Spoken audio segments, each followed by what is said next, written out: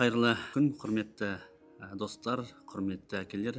Есімім Жақсыгелдин Бақтияр Валиханұлы болады. Жастар орталығы, Жетісу жастар орталығының әдеп жөніндегі ментор болып қызмет атқарам. Жалпы енді ментор саласында біраз жұмыстар жасадық, атқардық. Сол кездегі бір байқағаным бала мен әкенің арасындағы қарым-қатынас.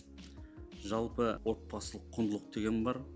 Көбінесе біз енді менторлық қызметте атқарып жүрген кезде, балалармен жұмыс жасаған кезде көбіне бағанағы әкенің мейірімі бөлінбейді. Неге? Өйткені әке, біз көбінесе әкені сырттан іздейміз. Әке бағанағы табыстаушы, асыраушы, сондай тұлғада ғана көреміз де, көбінесе бағанағы баланың тіршілігіне ана араласады. Сол себептен қазіргі таңда енді біз балалармен жұмыс жасағанда бір байқағанымыз, баланың жалтақтауы, өтірік айтуы, бағанағы өзіне сенімсіздігі, әрине ол қандай да пайда болады? Өйткені әкенің жоқтығынан пайда болады. Әкенің бағана көңіл бөлмей, әкемен бірге ақылдаспай, әрине бәріне көпке топырақ шашудан аулақпыз, бірақ енді қоғамның ортасында сондай кездесіп жатады.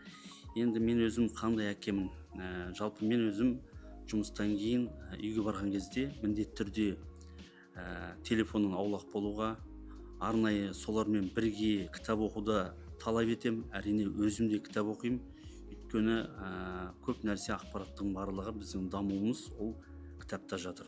Шама келсе, әкемен бірге өткізген сәттердің барлығы қызықты болу керек, бір есте қалатындай болу керек. Өйткені мен көрдім, балалардың арасында әкесіз өскен балалармен сөйлескен кезде қорқу, бағанағы реніш, қыз мінезді сондай қалыптасады. Сол үшін енді шама келсе барлығымыз енді ұрпақ тәрбиелеп отырмыз. 10 жылдан кейін біз кім боламыз? 10 жылдан кейін біздің ұрпақ кімдер болады? Біз 10 жылға дейін біз өзіміздің қазіргі бойымыздағы бар қасиетті, әкелік қамқорды, мейірімділікті барлығын сіңдіре білу. Өйткені бір отбасылық құндылық деген өте бір керемет нәрсе. Жай ғана оны 2 жас қосылды, өмір сүрдік, бала болды, өсіп жатыр деген түсінікпен қарамау керек. Бұл жердегі кәдімгідей біз жеміс болсын, асыл тұқымды малдар болсын, оның барлығына біз мән беріп күтіп баптаймыз. Тура сол сияқты әке де өзінің отбасына, балаларына көңіл бөліп, бағанағы баптап, қолдайтын жерде қолдап, айтатын жерде айтып, түсіндіретін жерде түсіндіру әкенің парыз міндеті. Өзіміздің әке-шешемізбен қарым-қатынас, ағайын туысқанмен қарым-қатынастың барлығын бала көріп өседі.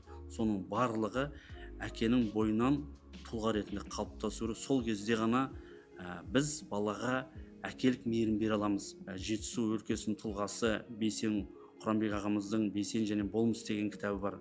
Сол жерде де біраз әкенің, еңбектің, ананың патриоттық сезімнің барлығы сол кітаптарда бар.